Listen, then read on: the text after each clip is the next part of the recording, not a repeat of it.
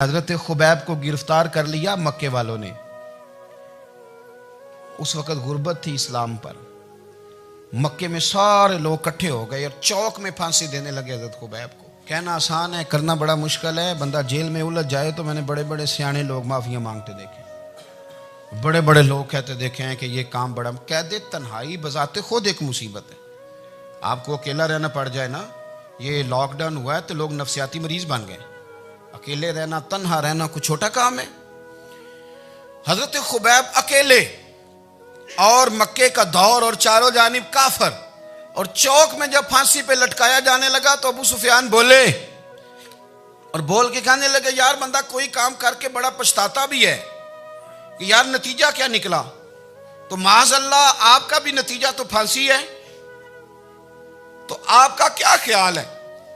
ये आप यकीन करें कि लोग सही सही साथ चलते हैं, थोड़ी सी दुश्वारी उठानी पड़ जाए तो कहते हैं मैं गाड़ी ठीक था, पर इन्हीं पत्थरों पे चल के अगर आ सको तो आओ। मेरे घर के रास्ते में कोई कहकशां नहीं है। लोग ना मीठा मीठा खाना चाहते हैं, थोड़ा कड़वा आ जाए तो मुसीबत बन जाती है। कहते हैं सारे ही फलाने से प्यार करेंगे तो मैं करूँगा, सारे मुखालफत भी करेंगे तो हम इंशाल्लाह प्यार ही करेंगे। ये क्या बात हुई कि हम जमाने का रंग देख के चलेंगे। अब बाद लोग पछता रहे होते हैं। हजरत खुबैब से कहा, अबू सुफियान ने अभी कलमा नहीं पढ़ते थे, कहने लगे तू इस वक्त फांसी पर लटक रहा है और तेरे नबी मदीने में और आराम में, और उनके सहाबा आराम में, अहले बैत घर में। तेरे ज़हन में अगर इस वक्त यह बात हो कि इस वक्त तेरी जगह पे वो होते माज़अल्लाह, तो फिर क्या होता। मजमा गैरों का, इलाका गैरों का। ये टाइम आया था अब नारा रिसालत लगाने का। अब टाइम आया हजरत खुबैब ने नारा रिसालत लगाना है, पर लगाना किस तरह है कि काफिर याद रखें। हजरत खुबैब से कहने लगे अगर तेरी जगह हुजूर होते तो फिर तेरा क्या ख्याल है माज़अल्लाह। तो हजरत खुबैब कहने लगे तुम अभी भी नहीं समझे।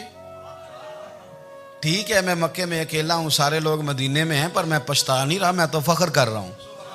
मैं फख्र कर रहा हूं इसलिए कि चोरी करके जान नहीं दे रहा, मदीने वाले की इज्जत पे जान दे रहा हूं। मैं फख्र कर रहा हूं। फरमाया सुन, तू कहता है तेरी जगह हुजूर होते और तुम उन्हें यहां माज़अल्लाह फांसी पे लटकाते। फरमाया सुन, मैं तो ये भी पसंद नहीं करता कि मैं घर में बैठा हूं और मेरे नबी को हल्का सा कांटा भी चुभ जाए। हमारा अपने नबी से मोहब्बत का रिश्ता है। एक कांटा भी हुजूर के कदम मुबारक में चुभे हमें बर्दाश्त। मजमा उनका था, नारे लग रहे थे, हमने मुसलमान पकड़ लिया। लेकिन हजरत खुबैब ने अकेले, अल्लाह करे आपको मेरी बात की समझ आए, अल्लाह करे आपको समझ आए, अकेले जब फांसी के तख्ते के करीब नारा लगाया ना कि मैं तो कांटा भी नहीं चुभने दूंगा अपने नबी को, अब सारे हार गए। अब उस एक जुमले ने ना इनको शिकस्त खुर्दा कर दिया। अब बोल कुछ नहीं सकते थे, गर्दनें झुक गई। और जब सन्नाटा छाया तो अबू सुफियान साथ वाले से कहने लगा बाकी सारी बातें अपनी जगह पर हैं, पर असहाबे मोहम्मद से प्यार तो बड़ा ही करते हैं ना। और वो कच्चा रंग ललारी वाला जेड़ा चढ़दा ते लैंदा रहिंदा, ए इश्क तेरे दा रंग मुहम्मद चढ़ जाए फेर नहीं लैंदा। कहा यार प्यार तो ये करते हैं ना, इसमें कुछ शक वाली बात। इस प्यार से काफिर डरता है। नबी पाक के साथ जज्बाती वाबस्तगी, हुजूर के साथ गुलामों का जज्बाती रिश्ता, और नबी पाक सल्लल्लाहु ताला अलैहि वसल्लम की आमद पर तशक्कुर के जज्बात। इमाम राजी ने लिखा है कि हज़रत मूसा कलीमुल्लाह अलैहिस्सलाम ने तौरात की तख्तियों के अंदर एक उम्मत का जिक्र पढ़ा कि जो उम्मत गुनाह का इरादा करेगी तो गुनाह लिखा नहीं जाएगा जब तक कर न ले, और नेकी का इरादा करेगी तो रब उनकी नेकी लिख देगा, और जब वो कर लेगी तो अल्लाह 10 गुना अजर अता करेगा। और वो ऐसी उम्मत होगी कि जिनके चेहरे क़यामत के दिन नूर की तरह चमकेंगे, और वो उम्मत होगी जिनकी अल्लाह ताला ज़मीन सारी पाक फरमा देगा, जहाँ नमाज पढ़ेंगे नमाज हो जाएगी। ये तज़किरे पढ़ के तो हज़रत मूसा कलीम अर्ज़ करने लगे अल्लाह ये उम्मत मेरी बना दे। तो रब करीम ने फरमाया कि मूसा नहीं, ये तो मेरे महबूब की उम्मत है। फरमाया ये तो मेरे नबी पाक की उम्मत, हुजूर की उम्मत। अल्लाह अकबर।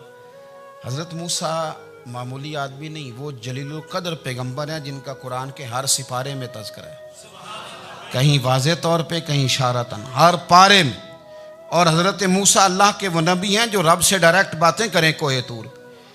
कहा ए मूसा ये उम्मत तो मेरे नबी की है। तो हज़रत मूसा अलैहिस्सलाम अर्ज़ करते हैं, इमाम राजी ने लिखा है, कहते हैं अल्लाह फिर मुझे अपनी नबी की उम्मत में शामिल कर।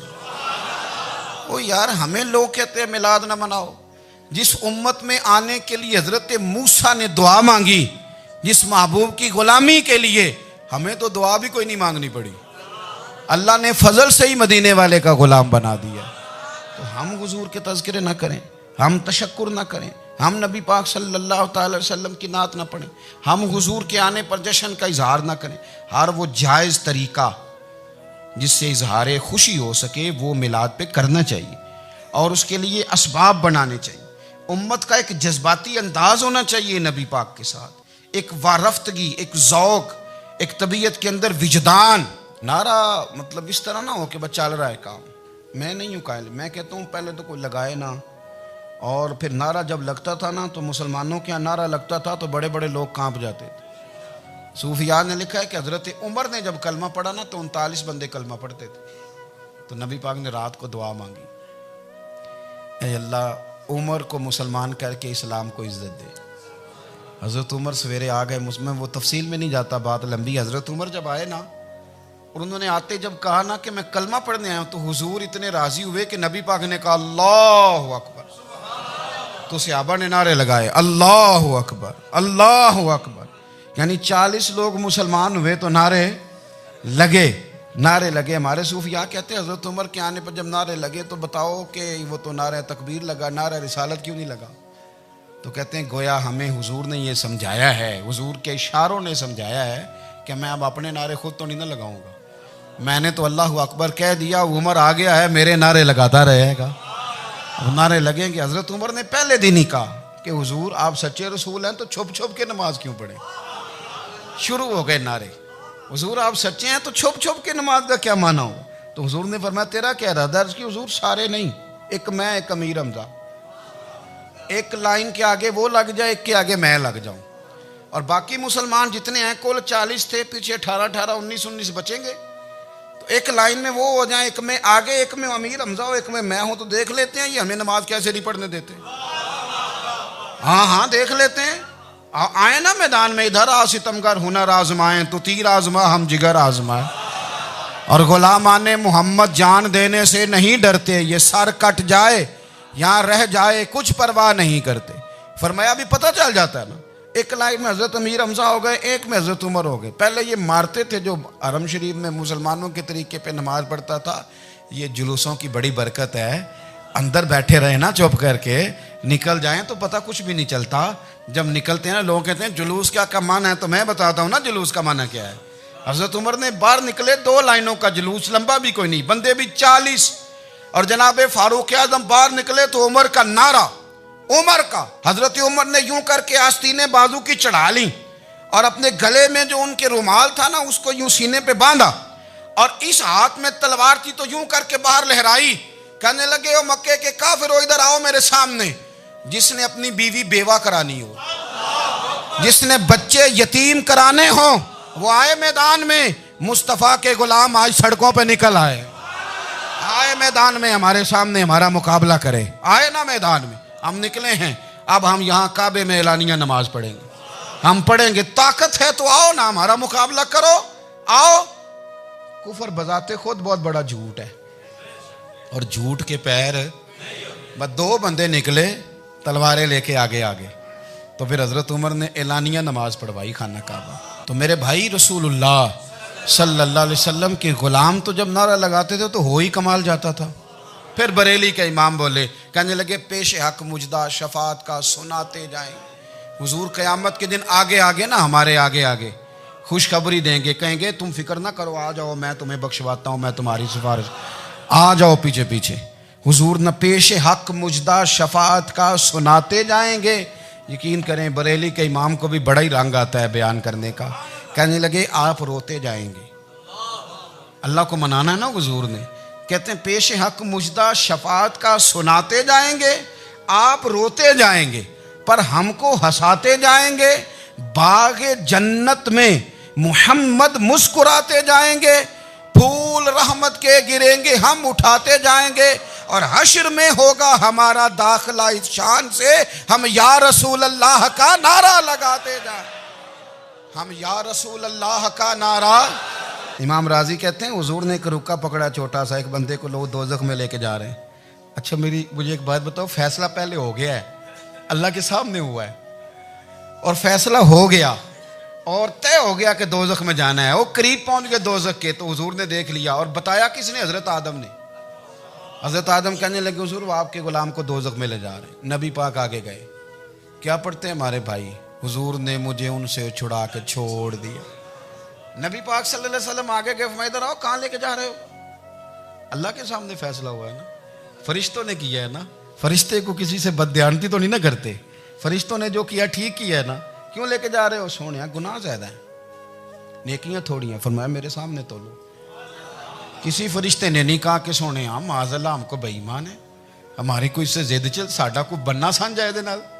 भाई मेरा मतलब है सही तोला है, फैसला है, फरमाया दोबारा तोलो। गोया रब भी फरमाता है जैसे मेरा महबूब कहता है वैसे ही कर। और कोई नहीं, दोबारा तोल लो, कोई हर्ज नहीं, तोलो ना दोबारा। फरिश्ते दोबारा आएंगे, उन्होंने दोबारा तोला, एक पलड़े में नेकियां, एक पलड़े में गुनाह। अब वो गुनाह फिर ज्यादा निकले तो नबी पाक ने ना जेब से इतना सा रुका निकाला। रुके का भी कोई वजन होता है, वो हुजूर ने नेकियों के पलड़े में रख दिया, नेकियां बढ़ गई। फरिश्ते भी चुप कर गए। चलो भाई जन्नत में। मेरी तरह का था ना, पता सारा है सरदार ने की थी, पता तो था ना उसे, मन आनम के मन दानम। तो सीधा हुजूर के कदमों से जा लगा, कहने लगा सोने मैं तो सारी जिंदगी गुनाह करता रहा, ये कौन सी नेकी है? तो हुजूर फरमाने लगे चुप कर, जन्नत का दरवाजा खोल गया, तू जा जन्नत में। हुजूर रुके में क्या है? फरमाया तूने एक दिन दरूदो सलाम नहीं पढ़ा था, मैंने तेरा संभाल के रखा हुआ तेरा दरूद शरीफ, वो नारे रिसालत भी तूने लगाए थे, वो तू खोल के मेरे तज़किरे मैंने तेरा संभाल लिया। दोज़ख में मैं तो क्या मेरा साया ना जाए, क्योंकि रसूल पाक से देखा ना जाए, मेरे रसूल पाक। सर और मेरी बात सुनो, मैं भी आपको खाना नहीं खिलाता, लंगर मेरे संगी खिलाते हैं, मेरे दोस्त आपको खाना पेश करते हैं। हर जगह आप जाते हैं तो वहाँ कुछ लोगों की ड्यूटी होती है, लेकिन तिरमिज़ी शरीफ सियासिता की हदीस है। हज़रत अनस ने पूछा था हुजूर क़यामत में कहाँ मिलेंगे? फरमाया हौज़े कौसर पे। हुजूर वहाँ अनस पानी पिलाएंगे कि बिलाल पिलाएंगे कि सुहेब पिलाएंगे? फरमाया नहीं, उम्मत प्यासी आएगी तो मैं अपने दस्ते मुबारक से पानी पिलाऊं। हुजूर वहाँ ना मिले तो फरमाया पुल सिरात पे आना, उम्मत गुजरेगी तो मैं रब्बे सल्लिम की दुआएं करूँगा। तो आला हज़रत फरमाते हैं जब हुजूर दुआ कर रहे हैं तो डरने की ज़रूरत क्या है? खुदा की रज़ा चाहते हैं दो आलम, खुदा चाहता है रज़ाए मोहम्मद, रज़ा अब पुल से वज्द करते गुजरी कि है रब्बे सल्लिम दुआए मोहम्मद सल्लल्लाहु। तो हुजूर वहाँ मुलाकात ना हुई तो फिर इस हदीस को भी ये हदीस मजबूत कर देगी। हुजूर फरमाने लगे फिर मिज़ान अमल पे आ जाना, उम्मत के अमल तोल रहे होंगे और मैं कामयाबी की दुआएं मांग रहा हूँगा। तो जिसके लिए हुजूर दुआ मांगेंगे नाकाम होगा, नाकाम होगा। अपने बच्चों को हुजूर की मोहब्बत सिखाएं, नबी पाक सल्लल्लाहु अलैहि वसल्लम की गुलामी करें। आपका रिश्ता नबी पाक के साथ मजबूत होना चाहिए, आपके ताल्लुकात हुजूर के साथ मजबूत होने चाहिए। और आपने दाएं बाएं नहीं देखना कि प्रोपेगेंडा क्या है, लोग क्या कह रहे हैं। लोगों को देख के जो लोग रास्ता बनाते हैं वो पीछे रह जाते हैं। आपने ये देखना है कि मेरा हुजूर से निस्बत का ताल्लुक मजबूत है, कोई किधर जा रहा है इससे हमें कोई ताल्लुक। इस वक्त आलमी हालात क्या हैं, कौमी हालात क्या हैं, मुआशी हालात क्या हैं, जर्नलिस्ट क्या कह रहे हैं फलाने के, हमें इससे गरज नहीं है। हमें तो इतना पता है कि हमने अपने नबी को राज़ी करना है। तो इसलिए खूबसूरत महाफिल का जिक्र करें, खूबसूरत दुरूद शरीफ पढ़ें।